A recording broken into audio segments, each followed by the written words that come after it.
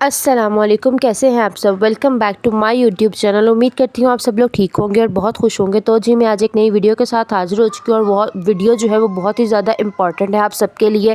Channel کو جلدی سے سبسکرائب کر لیں تاکہ کوئی بھی انفارمیٹیو ویڈیو جو ہے وہ آپ لوگوں کو مل جائے، ٹھیک ہے؟ اب ویڈیو کیا ہے کہ آپ کی جو کیٹس ہیں ان کو ڈس ایڈوانٹیجز کیا ہے جب آپ انہیں رو چکن دیتے ہیں۔ رو چکن سے مراد یہ کہ جو ہم اکثر کیٹس کو کچا چکن دے دیتے ہیں کہ اس میں تو بہت زیادہ فائدے ہیں آپ کی کیٹس کے لیے۔ لوگ یہی سمجھتے ہیں کہ کچا چکن جو ہے وہ بہت زیادہ فائدہ مند ہوتا ہے، اس کے بہت سے فائدے ہوتے ہیں، تو ایسا بالکل بھی نہیں ہے۔ کچا چکن جو ہے وہ آپ کی کیٹس کی صحت کو بہت زیادہ نقصان پہنچاتا ہے، بہت زیادہ ایشوز کریٹ کرتا ہے۔ تو آپ اگر تو کوئی یہ غلطی کر رہا ہے تو بالکل بھی اس غلطی کو اسکپ کر دے، کیونکہ یہ آپ کی کیٹس کی آہستہ آہستہ کر کے جو ہے نا جان لینے تک پہنچ جاتا ہے، ٹھیک ہے؟ اب اس کا سب سے زیادہ نقصان کیا ہوتا ہے کہ جب ہم باہر سے گوشت لے کے آتے ہیں، چکن کٹوا کے لاتے ہیں تو وہ بہت گندا ہوتا ہے، نہ اس کو دھلا ہوا ہوتا ہے۔ اگر کچھ لوگ دھو بھی لیتے ہیں پھر بھی اس کے بعد کیا ہوتا ہے کہ اس کے اندر جو جرمز ہیں اور اس کی جو بیکٹیریا ہے، پیراسائٹس ہیں، وہ اچھی طرح سے ختم نہیں ہوتے ہیں جب تک آپ اسے اچھی طرح سے بوائل کر کے اس کی یخنی نہیں نکال لیتے، ٹھیک ہے؟ اگر تو آپ لوگ یہ غلطی کر رہے ہیں تو اس غلطی کو آج ہی ختم کر دیں اور اپنی کیٹس کی جان کی حفاظت کریں۔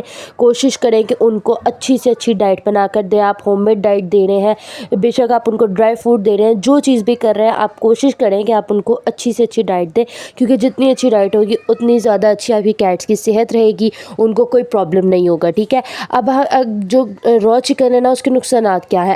اکثر لوگ کیا کرتے ہیں کہ اپنی کیٹس کو ہڈیاں دے دیتے ہیں۔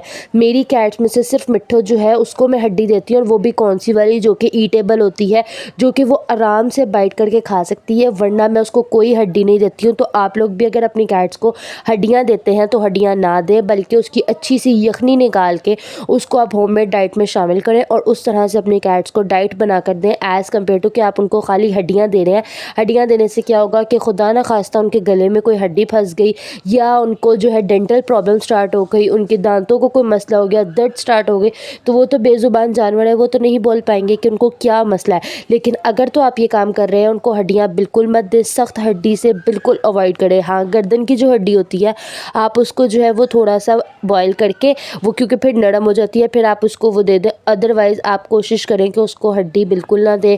اس کے بعد جو سینے کی ہڈی ہوتی ہے وہ تھوڑی سی نرم ہوتی ہے، بالکل نرم والی جو ہڈی ہوتی ہے نا وہ آپ اپنی کیٹ کو دے سکتے ہیں، ٹھیک ہے؟ میں اپنی کیٹس کے لیے ہوم میڈ ڈائٹ جو بناتی ہوں اس کے اندر میں ایک پنجہ بوائل کرتی ہوں۔ پنجہ میری مٹھو شوق سے کھاتی ہے اور کوئی نہیں کھاتا، اس کے لیے میں ایک پنجہ بوائل کر لیتی ہوں۔ یہ دیکھیں میں نے پنجے کو بھی بالکل صاف کیا ہوا ہے، اوپر سے جو ہے اس کے نیلز تک اتارے ہوئے ہیں، بالکل صاف کر کے دھو کے پھر اس کو بوائل کر کے پھر اس کو دیتی ہوں۔ اور پنجے کی بھی جو ہڈی ہوتی ہے وہ میں ویسٹ کر دیتی ہوں، صرف جو اس کی سکن ہوتی ہے جو تھوڑا سا وہ چکنی مٹی چکنا چکنا سا جو مادہ ہوتا ہے صرف میں وہ مٹھوں کو دیتی ہوں۔ باقی یہاں پر میں نے چکن بوائل ہو گیا تھا، اس کے بعد اب جو اچھی سی یخنی نکل آئی ہے نا، اسی یخنی کے اندر میں نے 1 سے 1.5 ٹیبل اسپون جو ہے نا وہ میں نے رائس بوائل کر لیے تھے۔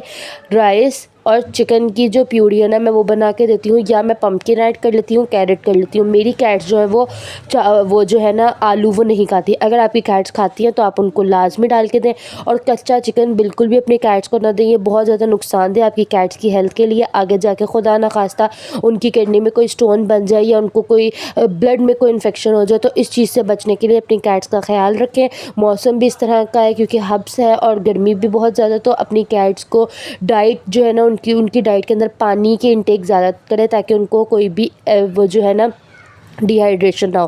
امید کرتی ہوں آپ کو ویڈیو اچھی لگی ہوگی۔ ملتی ہوں میں آپ سے نیکسٹ ویڈیو میں، اپنا بہت زیادہ خیال رکھیے گا۔ اللہ حافظ۔